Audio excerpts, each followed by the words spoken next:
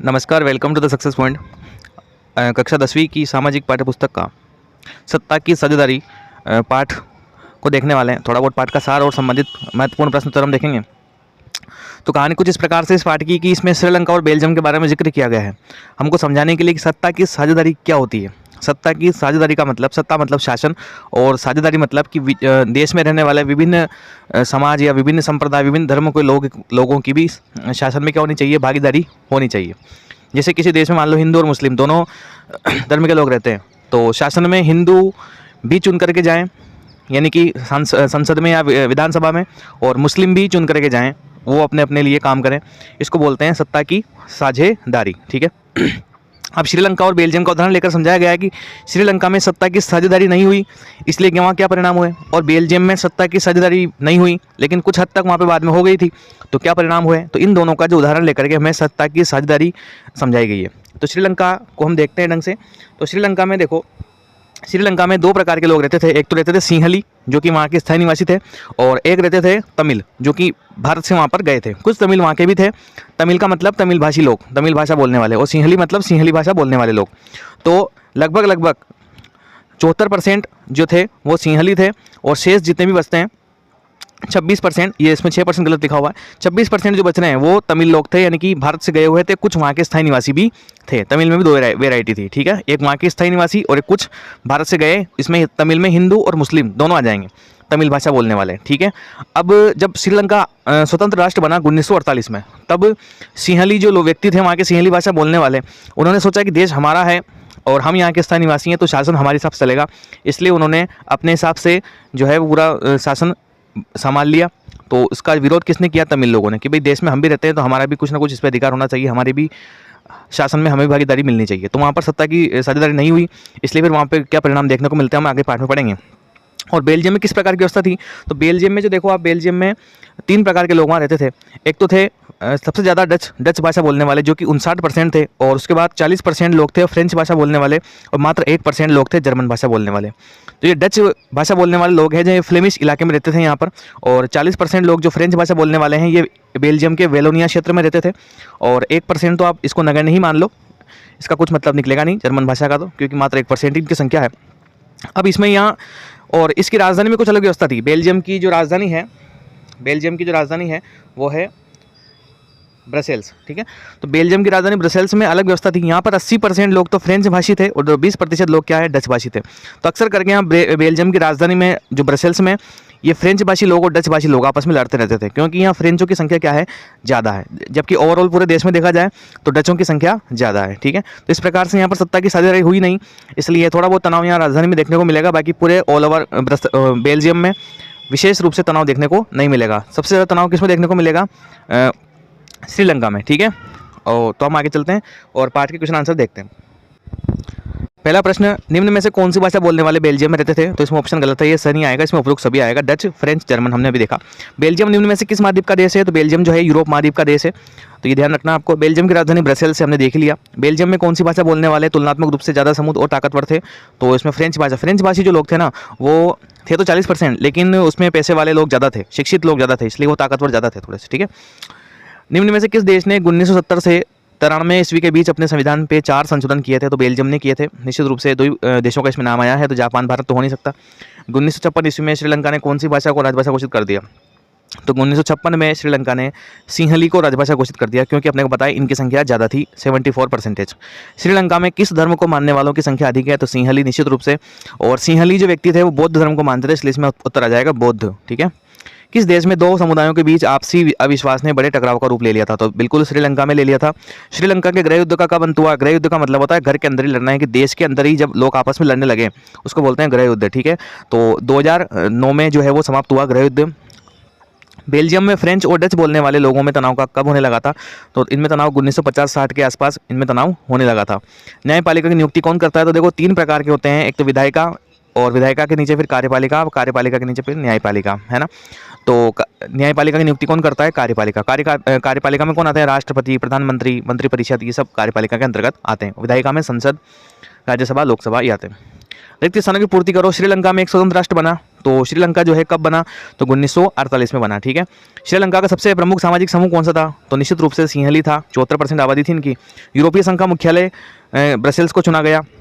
Brussels यानी कि Belgium की राजधानी में यूरोपीय संघ का मुख्यालय था।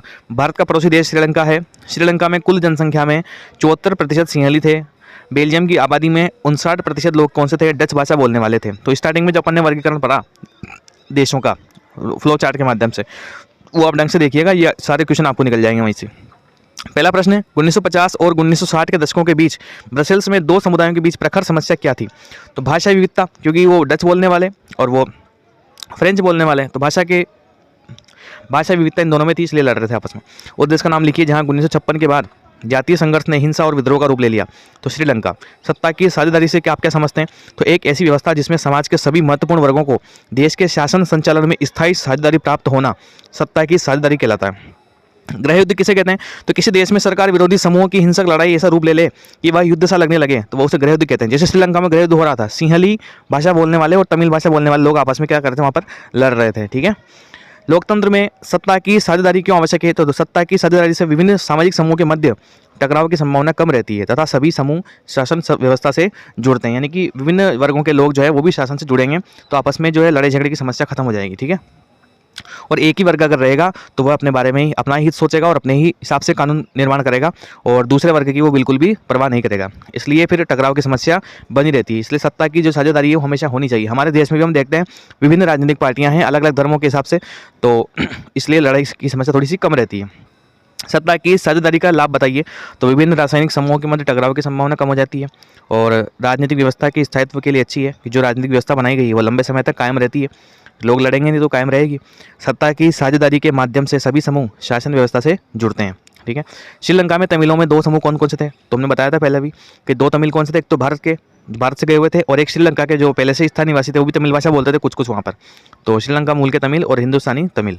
बेल्जियम की जाति बनावट कैसी थी, तो बेल्जियम की जाति बनावट बहुत जटिल है। देश की कुल आबादी का 59% लोग जो है फ्लेमिश इलाके में रहता है और डच भाषा बोलता है। 40% लोग वेलोनिया क्षेत्र में रहता है और कौन सी भाषा बोलते हैं, फ्रेंच, तथा शेष 1% जो है वो जर्मन भाषा बोलते हैं। और कहाँ रहते हैं, राजधानी, और राजधानी ब्रसेल्स में जो है वो अलग व्यवस्था थी। 80% लोग तो फ्रेंच भाषी बोलते थे और 40% लोग कौन सी भाषा बोलते थे, डच भाषा बोलते थे। ये स्टार्टिंग में हमने फ्लो चार्ट के माध्यम से देख लिया। बहुसंख्यकवाद से आप क्या समझते हैं, तो बहुसंख्यकवाद नाम से स्पष्ट है, ज़्यादा संख्या वाले, है ना। तो यह मान्यता है कि अगर कोई समुदाय बहुसंख्यक है तो वह अपने मन चाहे ढंग से देश का शासन कर सकता है। इसके लिए वह अल्पसंख्यक समुदाय की जरूरत या इच्छाओं की अवहेलना कर सकता है। यानी कि किसी देश में अगर किसी धर्म विशेष की, जाति विशेष की संख्या अगर ज़्यादा है तो वो अपने हिसाब से शासन करेंगे, अपने हिसाब से नियम बनाएंगे। जिनकी संख्या कम है उस धर्म के बारे में वो परवाह नहीं करेंगे, उनके लोगों के बारे में वो परवाह नहीं करेंगे। ठीक है। तो श्रीलंका में सिंहलियों की संख्या ज़्यादा थी, तो वो जो भी नीति नियम बनाते थे, सरकारी नौकरियों में आरक्षण देते थे, वो किसको देते थे, सिंहली लोगों को, है ना। तमिल लोगों को वो नौकरियों में आरक्षण बिल्कुल भी नहीं देते थे। ठीक है। तो बहुसंख्यकवाद का उदाहरण यहाँ श्रीलंका में विशेष रूप से अपने को देखने को मिलता है। श्रीलंका में हुए जातीय संघर्ष की विवेचना कीजिए, तो श्रीलंका के तमिलों ने अपनी राजनीतिक पार्टियों का निर्माण किया। श्रीलंका सरकार के समक्ष तमिल को राजभाषा बनाने, क्षेत्रीय स्वायत्तता को हासिल करने और शिक्षा और रोजगार में समान अवसरों की मांग की, लेकिन तमिलों की आबादी वाले क्षेत्रों की स्वायत्तता की मांगों को लेकर नकारा गया। 1980 ईस्वी के दशक तक उत्तर पूर्वी श्रीलंका में स्वतंत्र तमिल इलम बनाने की मांग को लेकर अनेक राजनीतिक संगठनों का निर्माण हुआ। श्रीलंका सरकार ने तमिलों की मांगों को ठुकरा दिया। इसका परिणाम यह हुआ कि तमिलों और सरकारी सेनाओं में निरंतर युद्ध चलता रहा। इस हिंसा में हजारों लोग मारे गए तथा बहुमूल्य संपत्ति नष्ट हुई। तो ये श्रीलंका में जो हुआ जातीय संघर्ष किसने किया, तमिलों ने किया है। किसके खिलाफ किया, सिंहलियों के खिलाफ किया है। सत्ता की साझेदारी क्यों आवश्यक है, उदाहरण से समझाइए। तो पहला पॉइंट, टकराव को रोकने के लिए यह सामाजिक समूहों के मध्य संघर्ष की संभावना को कम करता है तथा राजनीतिक व्यवस्था को स्थायित्व प्रदान करता है। दूसरा, लोकतंत्र की आत्मा, सत्ता की साझेदारी लोकतंत्र का आधार है, यह इसके विकास के लिए आवश्यक है। इससे समस्त समूह सत्ता में भागीदारी के माध्यम से शासन व्यवस्था से जुड़े रहते हैं। बेल्जियम व श्रीलंका के उदाहरण सत्ता की साझेदारी के महत्व को दर्शाते हैं। बेल्जियम में अल्पसंख्यक फ्रेंच भाषी लोगों के पास सत्ता थी तथा बहुसंख्यक डच भाषी समुदाय इससे वंचित था। फलस्वरूप समाज में संघर्ष उत्पन्न हो गया। श्रीलंका में बहुसंख्यक सिंहलियों के पास सत्ता थी, वह अल्पसंख्यक तमिल सत्ता से दूर था, तब भी वहाँ संघर्ष उत्पन्न हो गया। अतः समाज के कल्याण के लिए सत्ता की साझेदारी आवश्यक है। मतलब दोनों उदाहरण इसलिए दिए गए हैं क्योंकि बेल्जियम में मामला उल्टा था, जिनकी संख्या ज़्यादा थी सत्ता उनके हाथ में नहीं थी, और श्रीलंका में जिनकी संख्या ज़्यादा थी सत्ता उनके हाथ में थी। तो दोनों ही स्थिति में लड़ाई झगड़े की समस्या उत्पन्न हुई क्योंकि सत्ता की साझेदारी नहीं हुई थी। ठीक है, शासन के विभिन्न अंगों में सत्ता की साझेदारी कैसे होती है समझाइए। तो सत्ता शासन के विभिन्न अंगों में सत्ता की साझेदारी, लोकतंत्र में सरकार के विभिन्न अंग विधायिका, कार्यपालिका, न्यायपालिका के मध्य सत्ता का बंटवारा रहता है। इन सभी के पास शक्ति होती है तथा वे आपस में एक दूसरे पर नियंत्रण रखते हैं। इसे ही सत्ता का क्षैतिज वितरण कहा जाता है। इस प्रकार के बंटवारे से यह सुनिश्चित हो जाता है कि कोई भी एक अंग सत्ता का असीमित उपयोग नहीं कर सकता। प्रत्येक अंग एक दूसरे पर अंकुश रखता है। इससे विभिन्न संस्थाओं के मध्य संतुलन बना रहता है, यानी कि एक कोई गलती करेगा दूसरे का उस पर नियंत्रण रहेगा।